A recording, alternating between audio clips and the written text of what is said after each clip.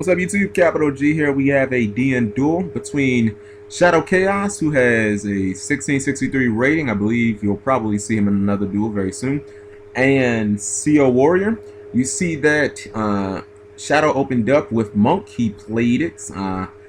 He was hit by Max C by Soa Warrior. And Max C, or excuse me, Soa Warrior proceeded to summon Thunderbird and run over Monk.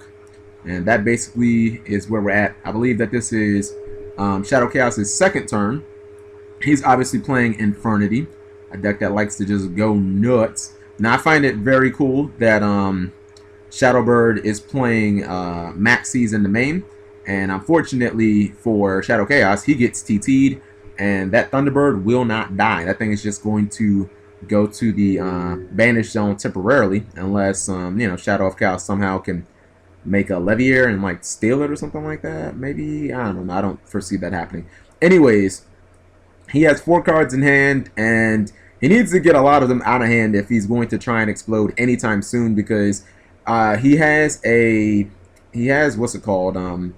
He has a Street Patrol and Graveyard, but that's pretty much it. He has too many cards in hand, and he's not very close to being able to go off with Archfiend. So you see Soul Warrior summons another Thunderbird.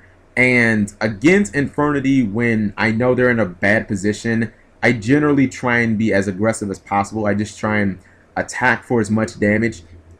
Like, if he went into Ophion right here, I could understand that because it would get him a pandemic virus. I guess it depends on what his back row is. You know what I mean? Actually, no. I wouldn't like Ophion because these guys are essentially pandemic virus built into them. You know, like if your opponent uses Infernity Break, these guys can each dodge a break. So, yeah, going into Ophion doesn't actually help him out in any way. In fact, Exceeding doesn't help him out in any way unless potentially he goes into, like, Giant Hand. I mean, I guess that's the only one that would stop his opponent from going off.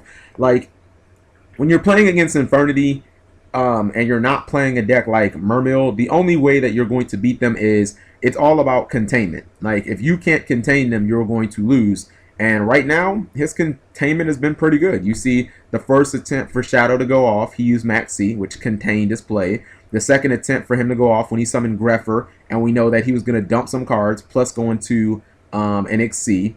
He was hit by Torrential. So again, the play was contained. Now you see right now, Shadow summons, he summons Street Patrol, and then he banishes Street Patrol to go into Archfiend.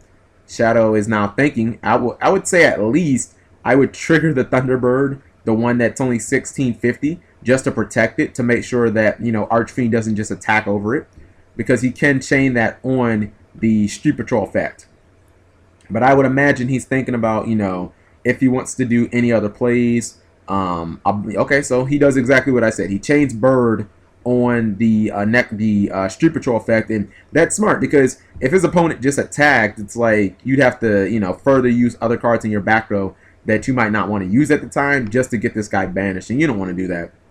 You want to make your opponent at least put an over on top, an over on board that's an XC monster, you know, because he might play Blackhorn or Heaven or something like that to have a counter for the XC, or Bottomless. So his opponent goes into Exciton Knight, which is hit with Fiendish Chain, and I kind of like that play from Shadow Chaos. I mean, he doesn't really have any other options.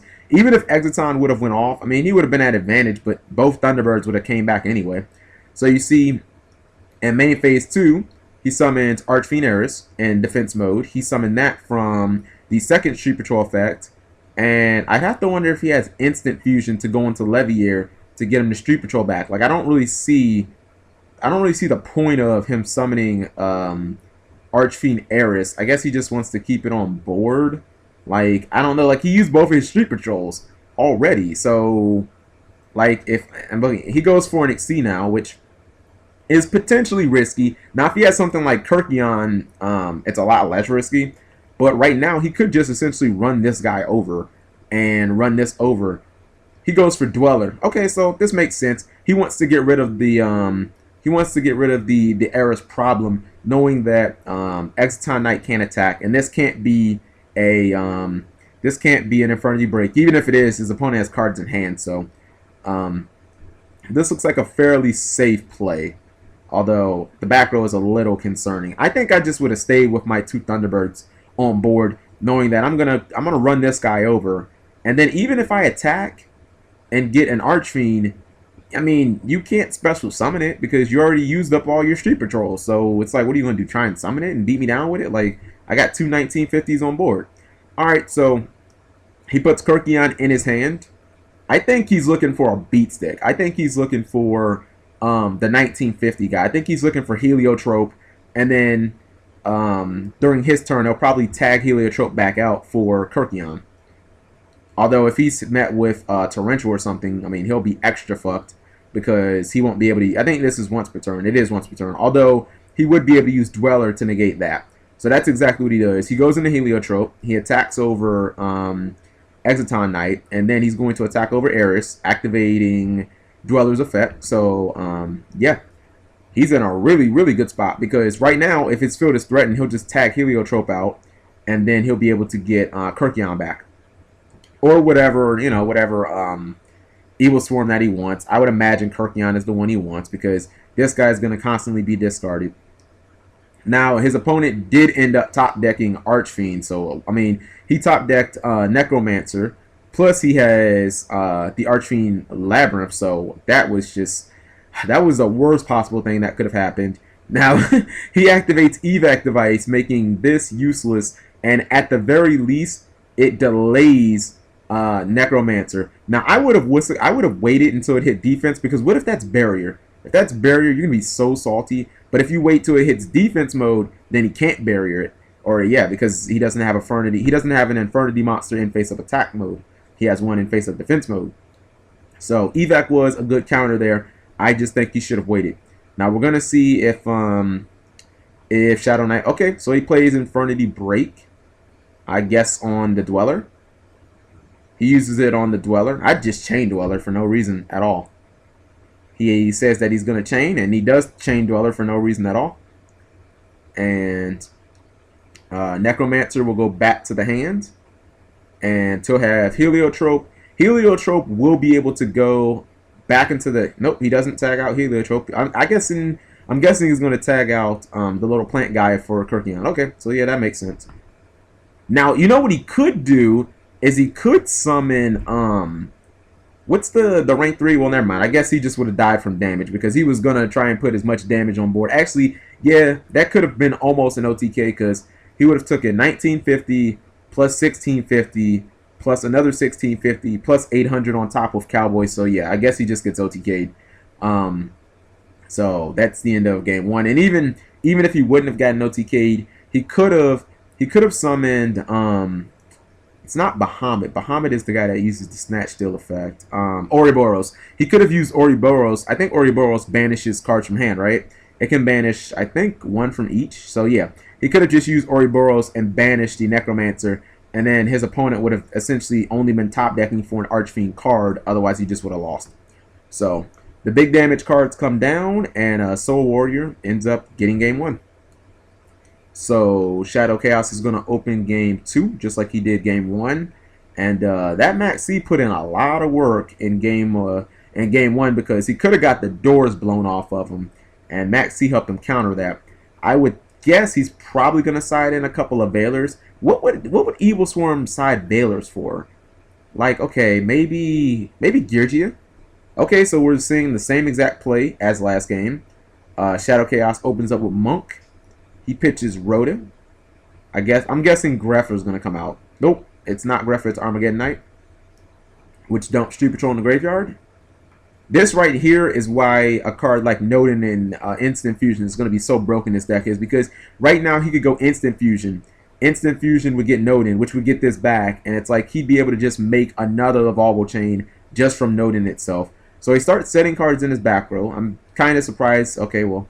He's going to trigger the Street Patrol, which summons Archfiend. I was going to say, I'm kind of surprised he didn't go Levier there. Or not Levier, Lavalva Chain. Alright, so that got him his Necromancer.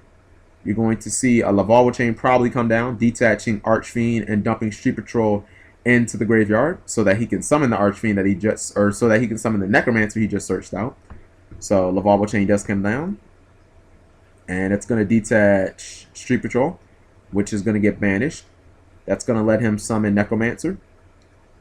Necromancer is going to get him Archfiend, which is gonna, I'm gonna say Launcher. Nope, he gets Necromancer. Okay, yeah. You know what, that makes sense. All right, so he's probably gonna go into another Lavalva Chain, discarding or detaching Archfiend. That's gonna probably get him the third Street Patrol. I thought the deck only played 2. Maybe he plays 3. I mean, he's gonna know his deck better than I would. So who am I to disagree with what he does? Not to mention, he could have some stud power back row. I mean, if he has like a Black Horn of Heaven, he's pretty much got this shit locked up like, or wrapped up like Durex. I mean, I don't really see Soul Warrior coming back from this opening without having some adequate cards or some adequate ways to go into an Exceed. Now he's looking in his deck, and yeah, I was thinking that the deck only ran 2 Street Patrol, and he was like, I don't have 2 Street Patrol. I mean, I guess he just realized that he doesn't have 3 Street Patrol in his deck. And he dumps Eris, which is going to get him another Archfiend, but he's going to have Flooded Archfiend. Nope, it doesn't. It gets him the Archfiend Labyrinth. I'd be forgetting that card exists. So then he just passed his turn, and I kind of agree with what he just did. I mean, he has a super loaded field. I mean, outside of Dark Hole, I mean, how do you really come back against this? I mean, yeah, he can go into something like, he can go into Exiton Knight, obviously, but, I mean, if he has Black Horn, again, that shit's not going to happen. Alright, so he summons Caster, and then Soul Warrior throws down Heliotrope. His only option here is to go for something like Exiton Knight. Or he could just, yeah, he could attack first to kind of see if Shadow of Chaos is going to activate something.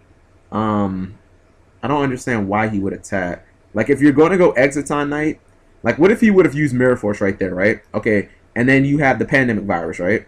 And then you go into Exiton Knight, and then he bottomlesses. Wouldn't you have rather used your Pandemic Virus on the bottomless and not on a Mirror Force that you didn't have to use anyway? Because if he goes Exiton Knight, he's going to fucking blow up the field anyway. So what was the point of using, like, okay, I get that you did 150 damage, but what the fuck was that? Like, in the grand scheme of things, you're not going to win because of doing 150 damage.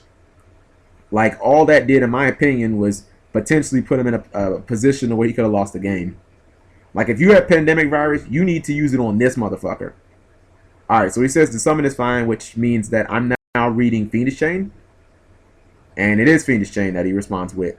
Now, he didn't have Pandemic Virus. Yeah, I'm thoroughly shocked that it worked too, because I so thought that he would have had either Mirror Force or Pandemic Virus. So I guess that's why he attacked. I guess he just realized there was no downside to it. Alright, so Shadow Chaos is now, it's his turn. And I think now this is where the doors get blown off. He plays Archfiend Labyrinth. Now he's going to be able to activate his Necromancers for days. The first Necromancer gets him an Archfiend, which is going to get him a break. He can get another Necromancer. He can banish Necromancer for Labyrinth. He has a bunch of different plays. He actually needs to get all of these cards out of his back row, to be honest. Like, he needs to, if these obviously aren't MSTs or shit, obviously he would have used them already. But I think he can actually OTK here, so he might not need to care about his back row. He searches out Barrier, and if you have a Torrential Tribute, you obviously want to use it. Down comes Instant Fusion, which is going to get to an absurd level once Noting comes out. And he's going to go into a rank 4. I'm going Diamond Direwolf, and I'm going to pop that back row. And I think Soul Warrior is going to scoop it up. He goes 101, which I'll never agree with. Because what if that back row is Torrential Tribute? You just lose.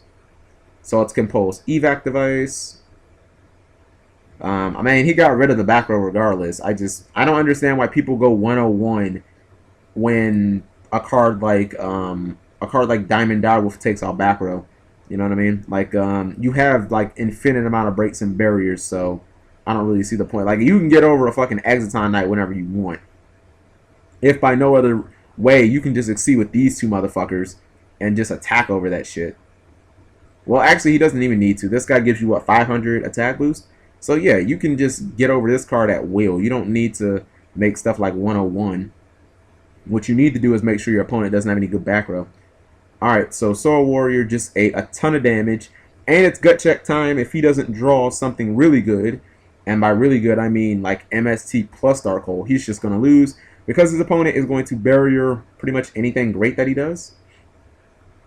And he scoops it up, knowing that he couldn't get rid of his Shadow Chaos's field. Alright, so game 2 goes to Shadow Chaos. We're going to have Evilswarm going first on game 1.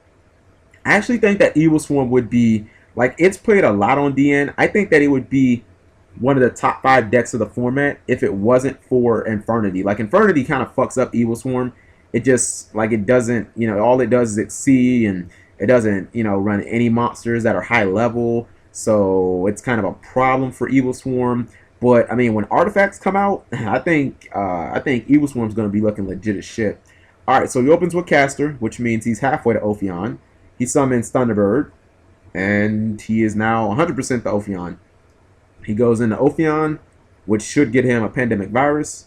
Like, that's the reason I would make Ophion in this matchup, is simply just to get Pandemic Virus. Like, that's it. He gets the Pandemic Virus. Like, if nothing else, that does protect you from a break.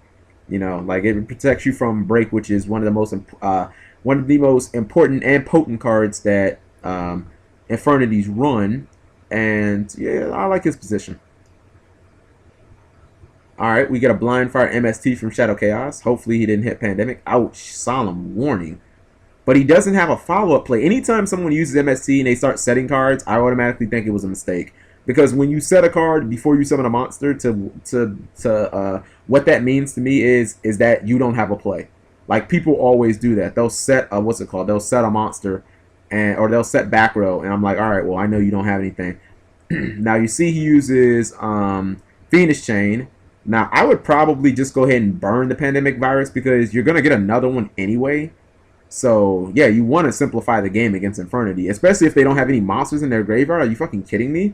Like, that's all you want to do is just simplify the game as much as possible because you have Ophion and they don't. So, Ophion should get in for 25-50.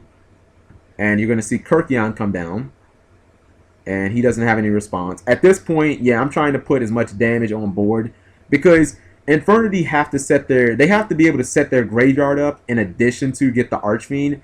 And Shadow Chaos doesn't have either one done right now. He doesn't have his graveyard set up.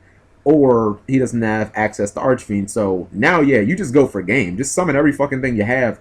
And then go Cowboy and main phase 2 if that isn't game. Which I think it might be game just from the battle damage. Alright, so he's going to take 1650, 1650, 2550. He needs to take another 100 life points because these guys are both 50. And then he takes 2550. He took 1700 instead of 1750, so he actually owes his opponent 50 more life points. And then I would, fuck it, I'm going Cowboy. I'm getting my 1-for-1. Because even if you go +1, even if you go +1, I wouldn't have did it with Kirkion. I'd have did it with one of these motherfuckers. Even if you get a +1 on a Blackhorn, that's fine. Because all I want to do is simplify the game. You still have to kill these 2 cards on board. Now he throws a Blind Fire MST, which I like if I'm Shadow. Because my Thunderbird got banished, so I get 300 more attack on that. And you got a Pandemic Virus, which I don't care about. My question to you is, without using Soul Charge, how are you going to start using Archfiend with your field the way it is? Because you can't Soul Charge, you're at 450. And he's just drawing the nuts now. Now, I wouldn't have even summoned Rabbit, because this should be able to get over this, and this should be able to win the game. Although I guess he could have Mirror Force or some shit like that. I guess he just wants insurance. So everything comes down. If you have another Cowboy, I'd just go for that shit. But it looks like he doesn't have another Cowboy. And Shadow just scoops him up. Evilswarm is the winner. He just barraged him with monsters, and Shadow didn't have a way to counter. Thank you guys for watching as always.